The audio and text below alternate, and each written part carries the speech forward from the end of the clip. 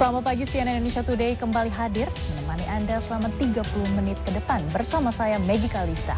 Kita saksikan 3 topik utama pilihan CNN Indonesia Today.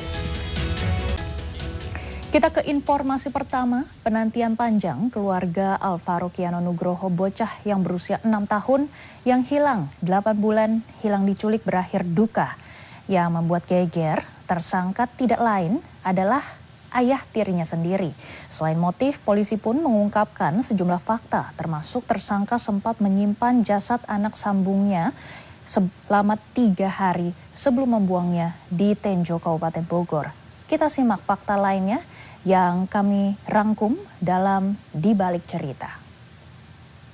Kita beralih ke informasi lainnya, sejumlah provinsi mengalami penambahan dan pengurangan kuota haji reguler pada 2026. Kementerian Haji dan Umroh mengakui masih perlu sosialisasi agar masyarakat tidak kebingungan.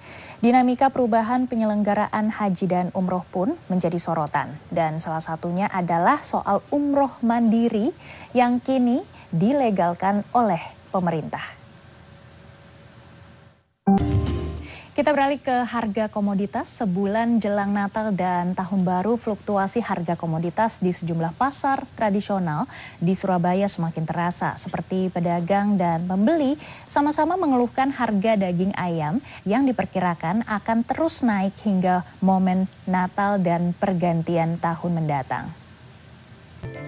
Setelah digerebek warga, Polda Lampung menetapkan 3 pelaku pengecoran solar bersubsidi SPBU sebagai tersangka. Sementara itu di tempat lain, Kementerian Pertanian dan Satgas Pangan menyegel gudang yang berisi 250 ton beras ilegal di Sabang, Aceh.